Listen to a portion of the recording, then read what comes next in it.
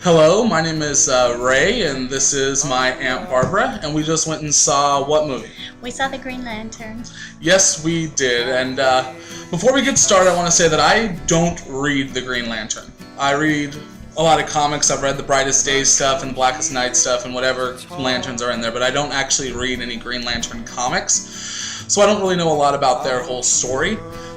So with that, we're going to go ahead and start off talking about the characters of Green Lantern, the story of the movie, the graphics of the movie, and just our overall thoughts of it, okay? So we'll start off with the characters.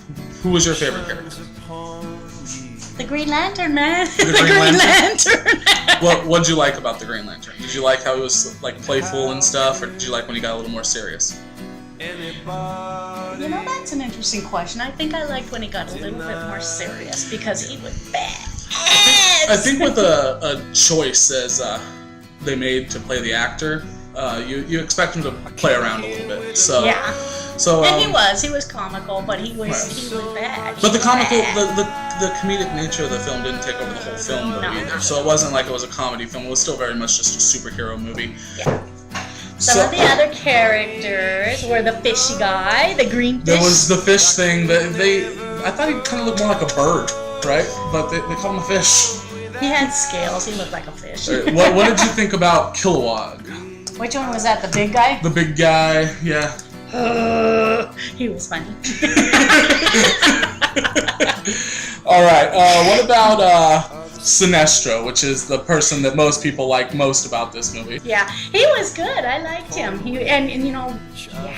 Do we get to tell him about the end of the movie? Do we get to tell him about that? Guess what? At the end of the movie, he turned into a yellow lantern. Yes, he did.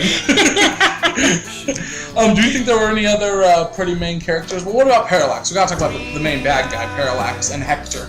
The two bad guys in the movie were Parallax and then some other guy, Hector. Now, even, like I said, not reading the Green Lantern comics, I've heard of Parallax.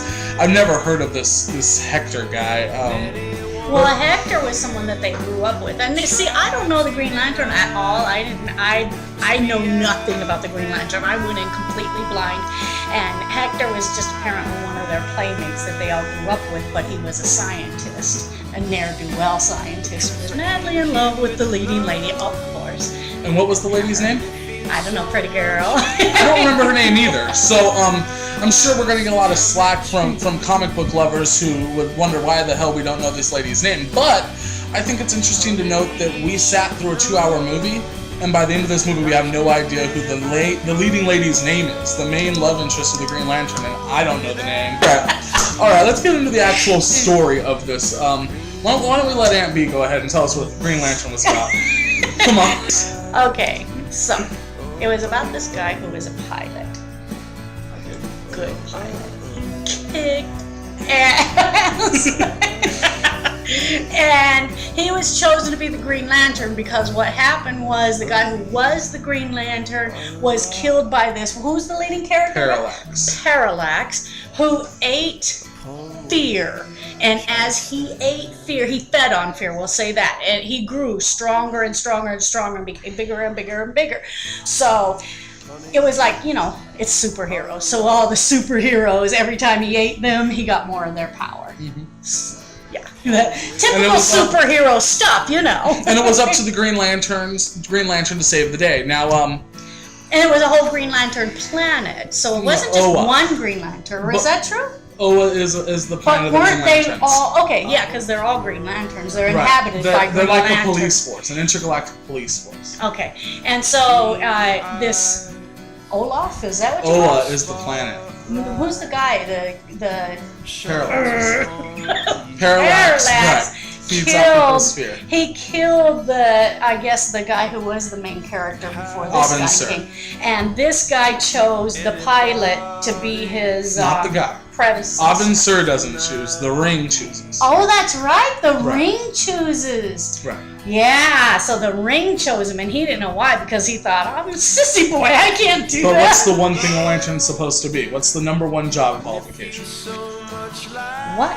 I forgot. So I was going to say something about fear. Right. Okay. So the whole point of the movie is he didn't know he was fearless. Right. Though. We he keep saying know. we keep saying that Parallax is the main bad guy, but the way this whole story is set up is the main antagonist, we'll say, is just Hal Jordan and himself trying to get over the fact that he's filled with fear. How could he possibly be a Green Lantern?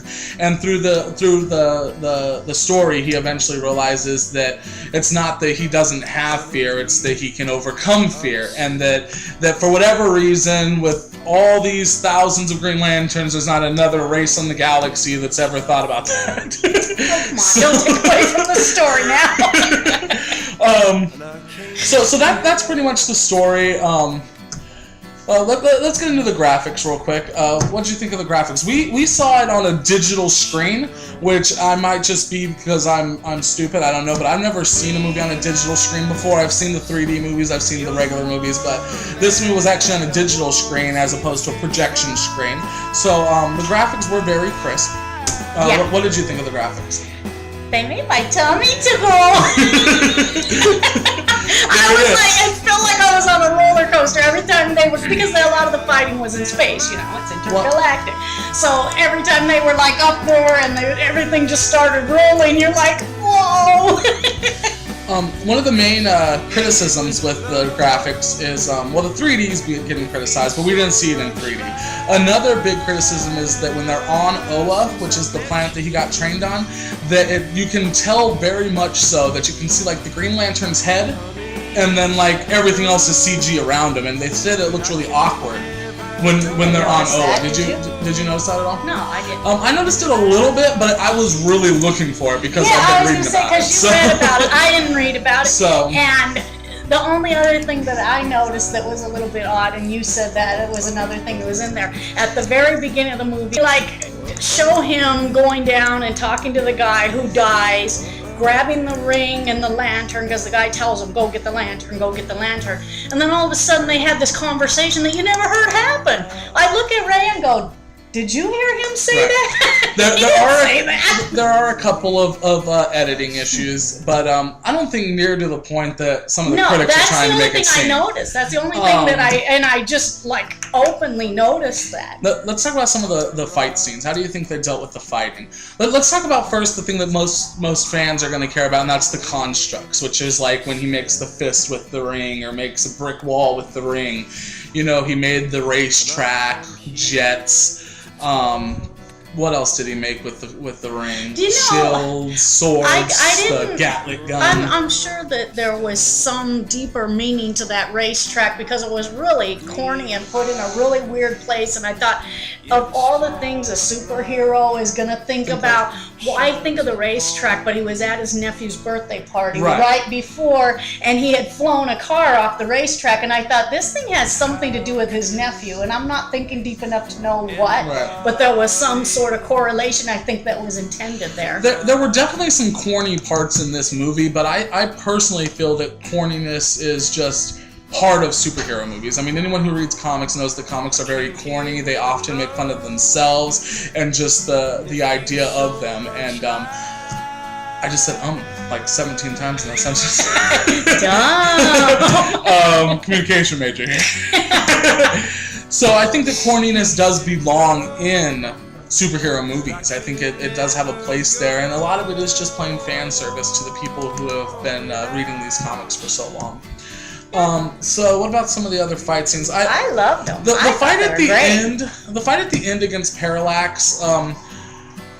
You can have a lot of problems when you fight a big world-eating entity like Parallax, because what are you going to do? It's not like you can really have a fist fight or choreograph anything like that. So I think they did a good job. Yeah. I think so. I think they did a good job showing a few. They did a great job. There's a few little constructs that go on, a few things he does before you just get to what happens. So maybe things your average person doesn't know. So overall, then, what would you give the movie out of 10?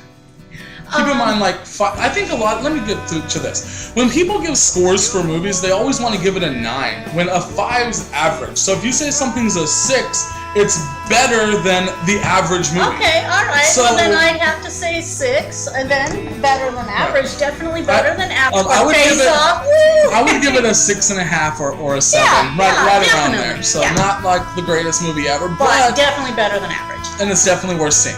Yeah. So that's our review of the Green Lantern.